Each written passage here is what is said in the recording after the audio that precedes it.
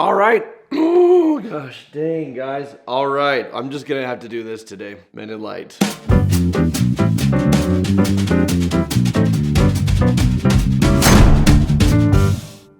Well, I shot a horror movie where I did a bunch of screaming, and now I have no voice. So I'm going to be speaking low. A little John Wayne action here, Pilgrim. Never apologize. The reason for that is because if I go to my normal up here, then I start doing this sort. So here we go. My therapist reacts for us, or my producer gives me something to react to. I don't know what it is. I'm just reacting in real time to something I've never seen before. So it is, people read their last breakup texts. Ooh, okay. I'm sorry already for everyone who was in this and everyone watching who's been broken up with via text. Don't break up with someone over text. Do a face-to-face. You owe them that much, you coward. Yeah, we hung out and had fun, but did I want to be in a long-distance relationship with you afterwards? No, and that should be okay with you. I tried to call him, and he refused to talk to me on the phone. Oh. So, I said coward, and I meant it. It's scary to break up with somebody. You know it's gonna hurt. You're gonna feel like a terrible person because you're breaking their heart. So the easiest way is just through a text. But guess what? They're already gonna be hurting. You don't get to do the easy thing for you. You're not gonna feel better about yourself if you break up with someone through text. You break up with someone over text because you feel bad about yourself, right? You break up with someone over text because you feel like a jerk. And if I do it face to face and I see their heart breaking, I'm gonna feel like even more of a jerk. Step up to the plate, okay? Be an adult. If you can't break up with someone face to face, you have no reason or right to be in a relationship, because you need to have at least the level of respect it takes to give them answers and not ghost them with do a simple text and then peace out. The only exception to this is if they're abusive. If the person you're breaking up with is abusive and you're afraid that actually being in their presence is going to lead to an altercation, sure, break up with them via text. That's fine. Every other case, what the hell? Or if they cheated on you, I guess that could be okay. You could just be like, I'm done. I don't even want to see you. But if it's just like things aren't working out, come on. Oh, I have the text. Let's do it. That was fun, but maybe I should let you focus on school. She said, okay, haha. I said, I mean, if you really need time, I don't want you getting bored of me fast. That's what she said. Like, I get bored fast. Like, oh, ew. She says, OMG, but okay, if you say so. And I'm like, okay. And then we ended it there. You don't put it on them. I think I should let you focus on school, and I don't want you getting sick of me. You're speaking to insecurity on the last one, and you're assuming that she will. Let her decide that. If she's going to get sick of you, let her arrive to that on her own. Otherwise, you may have someone who was not going to get sick of you, who was excited to spend their life with you or to date you, and you dumped them because you were scared they were going to get sick of you, so you preemptively struck. What the hell? And then the other one, like, I just want to let you focus on school. No, you don't.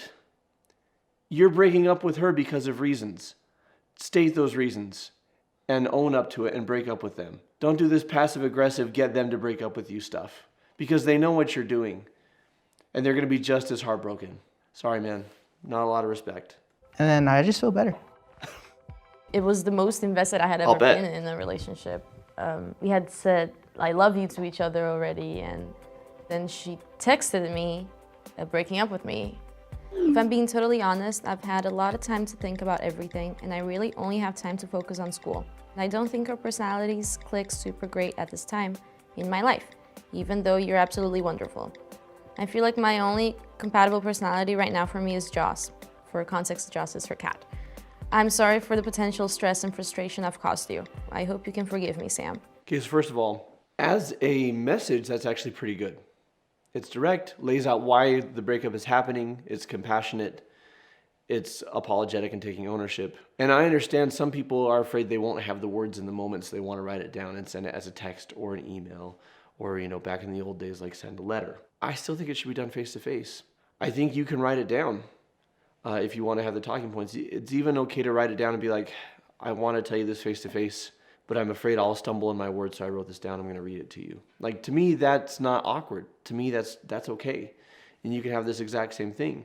The problem with the text, once again, is that you're not even having the closure of a final encounter or a chance to let the other person say their piece, right? It is, I'm afraid and I'm uncomfortable, so I'm going to do what's easiest for me. And that's not cool, because the other person's going to be hurting the more you can do to alleviate their pain as the person who's breaking up, I think you have a duty to do that. I'm super upset at life right now, but I understand and respect your priorities and why you're doing this. Kind of wish we could talk about this in person at some point. I have some questions if that's okay. Hope you're doing okay. Send Joss a Valid kissy request. kiss. And very respectful and mature. For maybe a month where I kept being like, okay, so like, can we meet? And she would be like, yeah, sure, this week. And then she'd be like, actually, I'm busy, maybe next week. And I was really disappointed because I thought, you know, you at least owe me like an apology or... True. I had someone do that to me. And I thought, you know, what we had was a little more real than that. Just because something doesn't last doesn't mean it wasn't real. Just because something isn't going to work out doesn't mean it wasn't real. If there's an actual connection there, then you owe it to the person to soften the blow. I don't mean soften the blow by not telling the truth. I mean soften the blow by actually respecting them enough to do it face to face. I had a girl in college, we kissed, I told her I love you, she said thank you. And then after that, she just stopped taking my calls. I mean, we kissed a couple more times. And so it really felt like she just got some action and bounced. And I would text her and I would call her and nothing until I finally, like 3 weeks after that, I just said, hey, we dated for a while. I thought we had a connection. Obviously, you feel differently. Obviously, this isn't going anywhere. I'm not going to try and win you back. I'm not going to try and convince you to stay with me, but I would like some closure. Can we meet? And, I think we went to IHOP or something, which is a great place, by the way, for that sort of conversation, because you get yourself a fat stack of flapjacks with butter and syrup, and you like 4 different types of syrup, and you just like, and then if they want to storm out, if they want to leave you there when they're done, it's just a wonderful place to just like feel it all, sop it up. Sop up your emotions like the pancakes, sop up the syrup. Stuff kind of hit the fan and her car got towed and she needed $600. I lent her the $600. And then on June 16th, 2018, I said good morning at 8:05, no response. Hey baby, at 1:43, no response. 11:30 p.m., I said good night. Eventually on the 20th, the exchange is this. Hey you, smiley face, because I'm cool. Listen, I'll pay you back as soon as I can, but I can't be in a relationship with you. It weighs too hard on my conscience that I'm not a good partner. I'm sorry to do this through text, but I don't have the energy for more right now. You're free. Be happy with someone normal. A couple months later, I didn't get a text from her, but I got a message from her email to my phone. And it's her, and it's like, hey Eric, I hope you're doing well. Also, just to let you know, I should be able to pay you back next month. Sorry about the forever wait. And I've still never seen the money. She deleted me off all social media, and that was like 2 years ago, 3 years ago. So I will say, don't loan money to your significant other. If you're gonna gift them something, consider it tax deductible. I saw your phone while waiting for you, and I saw her as your screensaver. I don't know what's going on anymore, but I think I have a good idea at this point. And of course, what are you talking about? And I just tell him I want to know why she's your screensaver. And there's a 30-minute blank, no response, but he leaves me on red. So I'm like, okay, I know he's thinking of a lie. I know he's thinking of something to tell me. Yep. And this is what he comes up with. It's an app I found that changes screensavers like a slideshow. I have so many pictures, I couldn't choose one. Come on, I wouldn't do like that. And I'm like, okay. I knew in that moment, all the red flags. Guys, you may not have had the parents I had who taught you how to be a gentleman. I get that, but some common sense and some common decency. They know you're lying to them. Just tell the truth. If you're an asshat, at least have the decency to own it. I'm an asshat and I'm seeing someone else. But this bull, not only are you cheating on her, but you're saying, I think you're stupid. Don't doubly insult her. If you're gonna be a pig, then just own it and just move on, but don't lie about it. Ugh. I knew in that moment, all the red flags were in fact red flags, and this relationship needed to be done. He kind of attacks me, and he's like, okay, but believe what you want. So I send him 3. He should be on Love is Blind or The Bachelor. Then he ends the conversation and That level of gaslighting and blame shifting demands to be on network television. Bravo, sir. he said, believe what you want. It's an app. And sorry she was the screensaver when you looked, but you know I love you and wouldn't do you like that. And it hurts to think that you think it's like that. I'll talk to you later. And he put a period at the end. So he was being very stern because that's not how he talks or types. So I knew that he blamed it on me for believing what was the truth. So that's kind of how it went. Why would you get an app to shake up your screensaver? Like, you're in a committed relationship, right? Like, have your girlfriend be on your screensaver, or a picture of like a national park or LeBron James. I don't care. But seriously, you're such a douche rocket. That's kind of how it went. He's still with the girl. He reaches out to me sometimes. He stalks my Instagram profile. Dude, you're lonely and you're sad and you're insecure and you don't love yourself. And because you don't love yourself, you can't truly allow anyone else to love you. You're like a bucket with a hole in it. And when your girlfriend tries to love you, that love just runs out the bottom because you don't really care about yourself. And so you bring in another girl to put more water in the bucket so you can feel even better about yourself, and it still keeps running out. The reason you don't love yourself is because you don't live in integrity. The reason you can't be satisfied with one person who adores you is because you don't live in integrity. If you have values and you live up to those values, you will like yourself. And if you like yourself, you can let her love you and you won't need to be off chasing more. Or maybe you're polyamorous and you won't be satisfied with one person, in which case own that and get into relationships with people who share those values. But if you're going to be monogamous, like, don't do this crap. So I said, there's something I've been wanting to tell you, but it's something that should be said in person. Are you doing anything on Saturday? Good and call. then I said, would you rather not see me? And he said, I really don't want to see you. I'm sorry. I said, I understand. It's a lot. And he said, just tell me shit or don't tell me at all. And I said, okay, let me type it up. He said, okay, don't tell me at all. Goodbye, Anna. And then I said, it's something I need to say, but I'm going to tell you, just give me a few minutes. And he said, dude, really, Anna, this is ridiculous. And I'm like trying to type it up, but I kind of learned like it just has to be short and sweet. It can't be me saying like I'm in pain or, you know. I don't have time for your emotions, Anna. I said, long story short. I'm just your boyfriend. The full story is I was having a miscarriage the week we broke up. I didn't know until last Friday. And he said, okay, Anna, I'm really sorry about that. I said, I probably should have kept that to myself. No. He said, no, it's okay. I'm going to go to sleep, though. And I said, that hurts. Because it's like, I didn't even know that I was pregnant beforehand. It was hard, and so I wanted to reach out to him. I don't know why I thought he would care. So there's this book, How to Avoid Falling in Love with a Jerk. And one of the things the book talks about, it's not a purity culture thing, it's not a chastity culture thing, it's just the science of it. It's just the psychology of it. Is not necessarily wait until marriage to have sex. It is wait until you have a committed, healthy relationship to have sex. And part of having a committed, healthy relationship is taking the time to get to know somebody and seeing if who they actually are matches up with who you think they are. People put on the charm, pretend to be something they're not.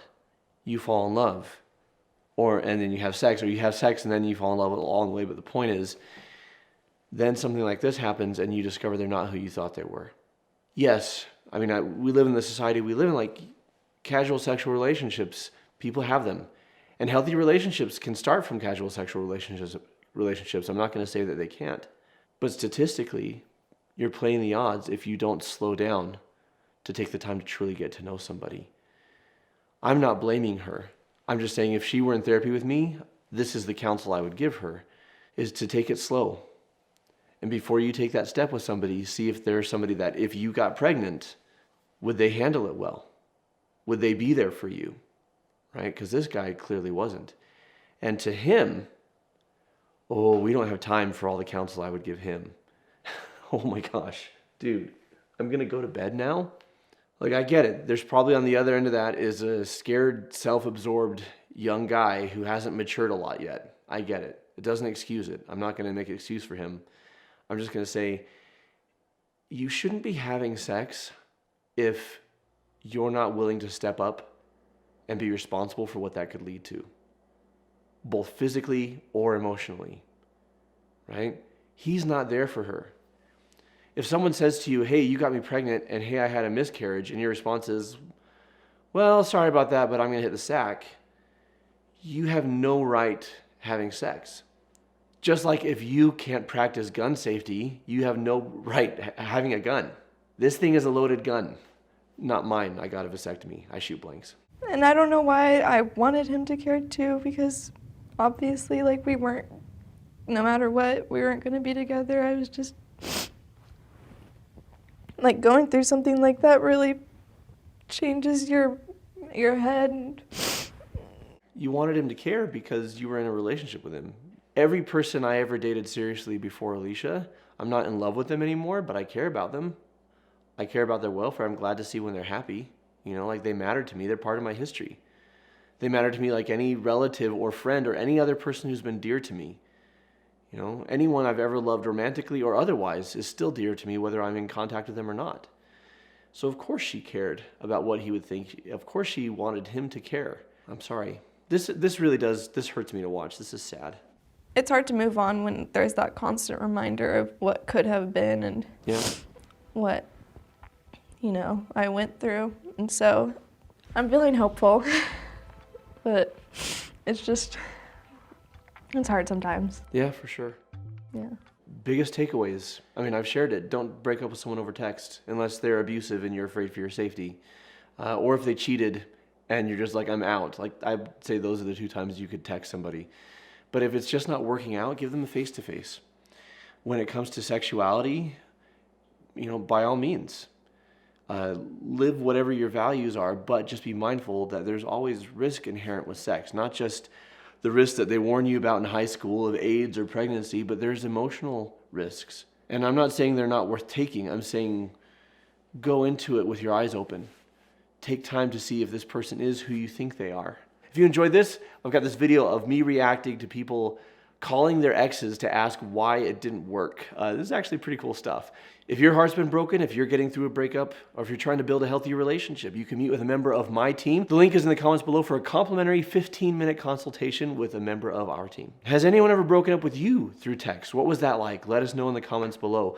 What internet video would you like me to react to? Let us know in the comments below. Until next time, keep shining because we need your light. I'm Jonathan Decker, signing off. And here it comes, that video I was telling you about. This is really, really good, this one actually. What would your ex say if you called him right now and said, why did you break up with me? Good stuff.